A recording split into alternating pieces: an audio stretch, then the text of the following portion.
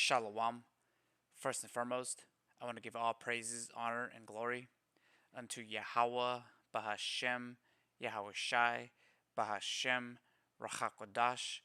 Double honors to the apostles of Great Millstone, and peace and salutations to the Akim who are tuning to these videos. In this video, I'm going to briefly speak about the holiday known as Christmas, or as they called it in ancient Roman times, Saturnalia. See, when you come into this ministry, you hear about this truth, you become made clean because now you're aware of certain things. And this holiday that the world celebrates has nothing to do with the scriptures.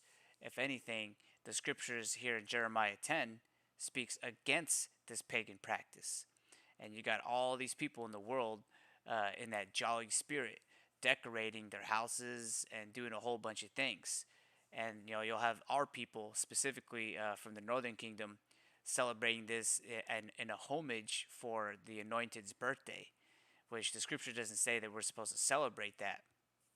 But you're going to have the 2/3 of the nation of Israel, as a whole, follow unto the ways of the world, and pretty much just trimming their ways to seek love from the heathens, because everyone wants to be a part of something.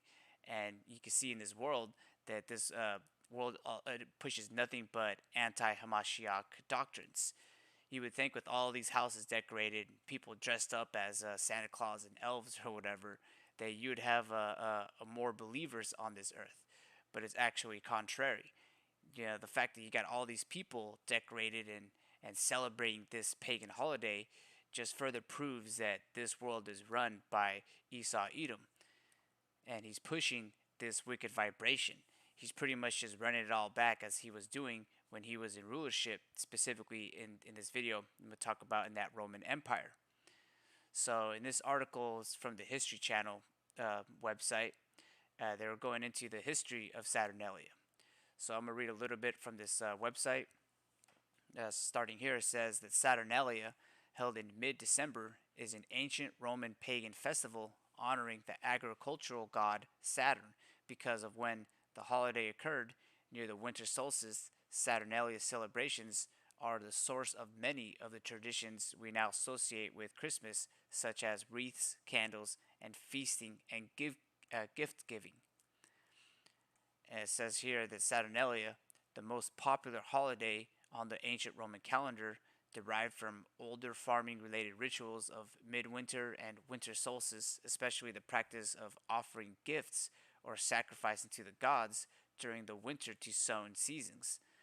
The pagan celebration of Saturn, the Roman god of agriculture and time, began as a single day, but by the late Republic, 113 to 31st BC, it had expanded to a week-long festival beginning in December 17th. On the Julian calendar, which the Romans used at the time, the winter solstice fell on December 25th. And you come into this ministry, you're aware of the truth. You start to see how tacky everything is, specifically this, and how people prop up this pagan holiday and more grandiose than it ought to be, which this day was basically in the ancient times and in modern times, because this is just Rome all over again, just an excuse for adults to do nothing but debauchery. You watch all these movies and holiday Christmas season specials, it's all the same thing. They're all practicing these things, decorating, gift giving, and giving into lewdness. Now, I'm not going to read too much into this, but you could see all the evidence for yourself. And actually, I want to get a quick precept in Ephesians 2. Because now you as a Hebrew Israelite, you're supposed to conduct yourself, a better way, because now you know better. You can't just go out here and be a part of the world. We're supposed to be separate from the world. And so this is Ephesians 2, and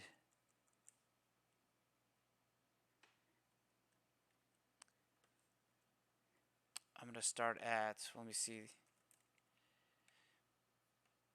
All right, right here. So this is in Ephesians 2, verse 11. It says, "Wherefore remember that ye being in the time past Gentiles in the flesh, who are called uncircumcision by that which is called the circumcision in the flesh made by hands. So we're pretty much just Gentiles, Israelite foreigners who are scattered throughout the four corners of the earth. And whithersoever we were scattered, we were going to look like that nation, sound like that nation, and conduct our ways as that nation.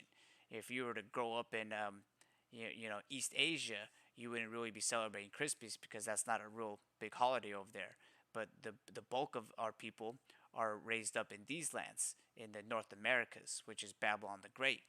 And Esau Edom, who is in charge of this place, is going to push out that vibration.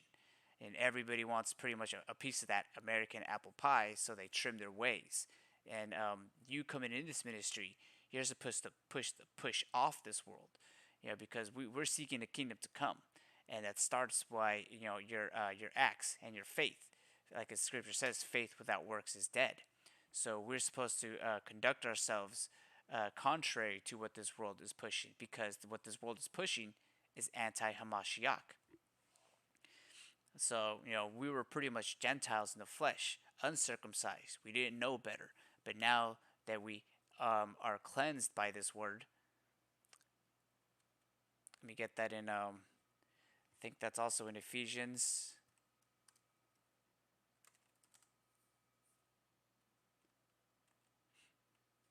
Just real quick, this is in Ephesians 5.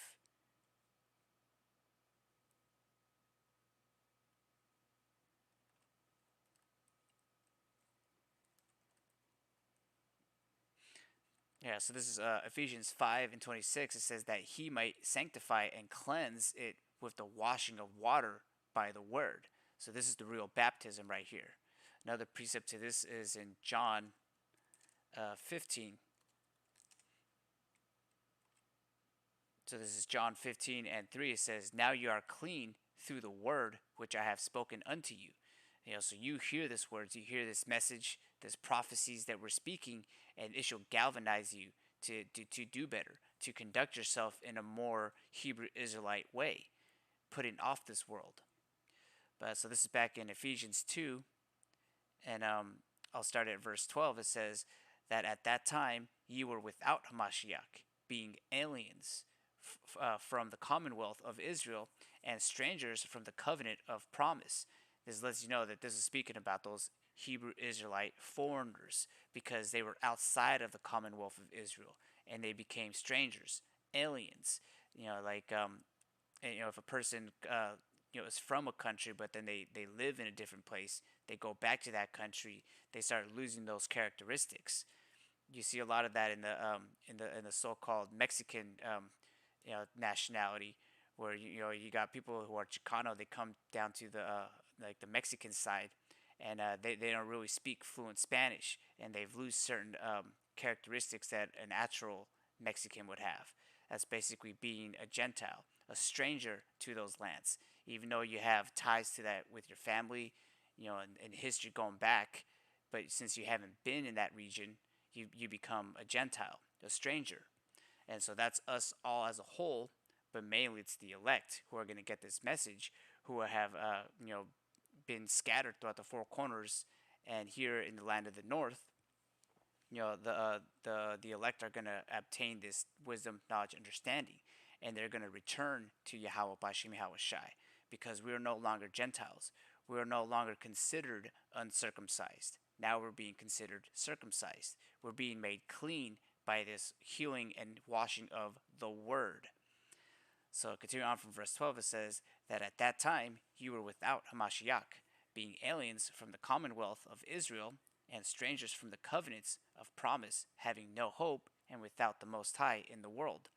But now in Hamashiach Yahweh Shai, ye who sometimes were far off are made nigh by the blood of Hamashiach, because it's Yahweh Shai's blood that purchased those people, because it's through him that we are made clean, because it's through him and his sacrifice that the nation of Israel actually has a chance, mainly only for the elect. And because like the 2/3, they might hear this message, they might see all those pictures where they show that, like here I'm going to read this in Jeremiah 10.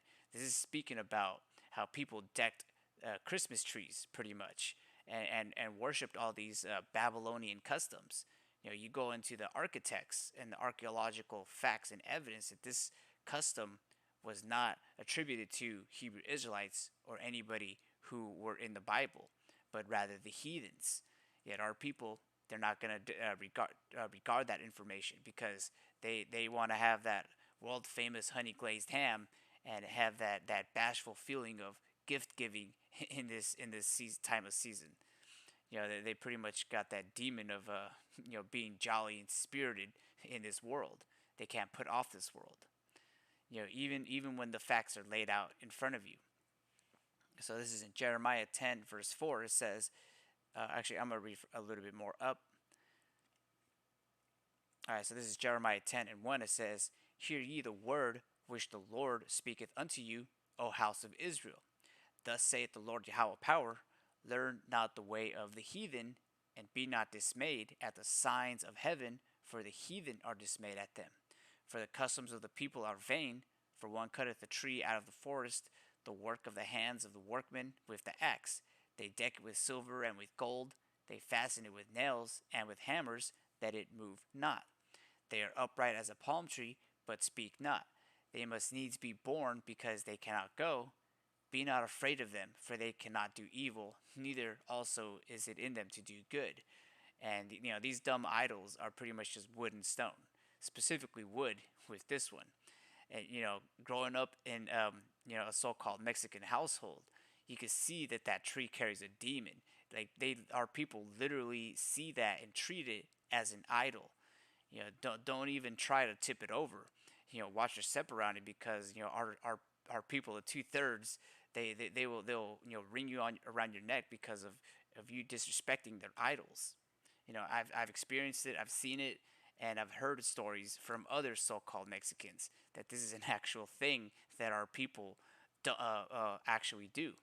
We're literally in this gross darkness, and the darkness has covered all these people.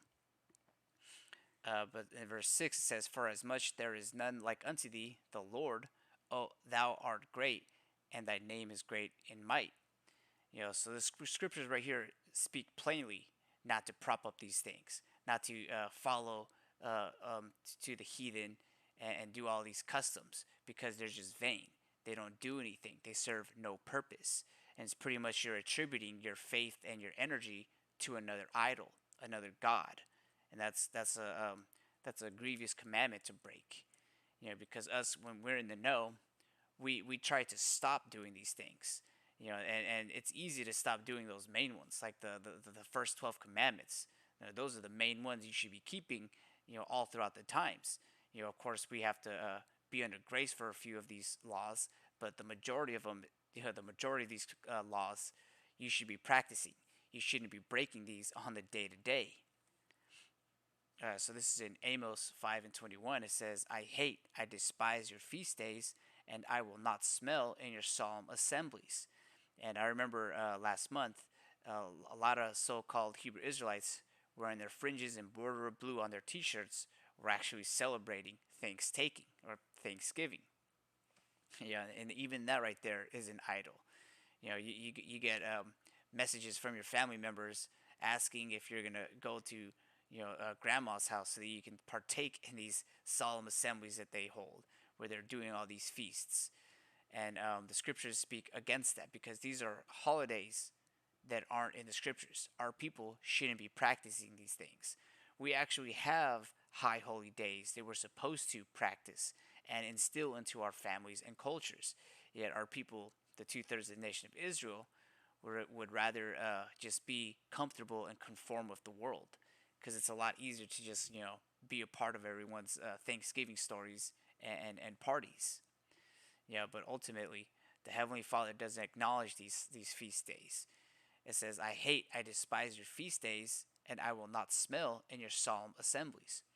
Though ye offer me burnt offerings and your meat offerings, I will not accept them. Neither will I regard the peace offering of your fat beasts. Take thou away from me the noise of thy songs, for I will not hear the melody of thy viols. It's like this place, I'm just thinking how like every place I've been to this month, they've been playing those Christmas jingles. It's driving me, crazy. It's pretty much it's making me more angry and eschewing this place because this place is literally full of decadence and it's dark. All right, so I'm gonna get this other precept because we grew up in this situation, but now that we've come across this truth, this word is supposed to cleanse you. At least it should. So this is in 1 Corinthians 12:2. It says, "Ye know that you were Gentiles, carried away unto these dumb idols, even as ye were led." So we were led unto these things. We were, pretty much just part of the world up until Yahweh Bashim Shai raised up his prophets so that he could tell us that we were going off. And these scriptures started playing out at that point because you start having faith, you start having works, and then you start speaking the scriptures, speaking in the spirit and condemning this world. And by doing that, a line is drawn on the sand, pretty much letting you know that there's going to be people on the broad gate who leadeth to destruction, and that straight and narrow that leadeth to life everlasting. Because when we're out there in the highways and hedges preaching these things, from a plethora of topics, in this video specifically about these pagan holidays, you see that not everybody's going to be on board. So this is in John 3, verse 18. It says, "He that believeth on him is not condemned, but he that believeth not is condemned already, because he hath not believed in the name of the only begotten Son of the Most High." A lot of these people don't really believe the name that we speak. They don't believe the customs. They don't want to wear a garment all the way down to the feet, just as the scriptures say. They would rather be a part of this world than have a T-shirt fringe with the border in blue. Because as it says here in 19, says, "And this is the condemnation, that light is come into the world, and men love darkness rather than light, because their deeds were evil." So even if you're wearing your fringes or border of blue, you're still part of this world if you still conduct yourself a certain way. It takes more than just appearance to appease Yahweh Bashim Shai. It's faith and works. And our people, they don't want to acknowledge these things because these men love darkness rather than light, because their deeds were evil and they're going to be evil. Except some miracle happens where at the last days these people are going to turn from their wicked ways. But as we're measuring the times diligently, we can see that the elect pretty much has already been sealed, and the rest of these people are pretty much just condemned already. With that, I'd like to give honor and praises to Yahweh, Bahashem Yahweh Shai, Bahashem Rachakodash, and Shalom Akim.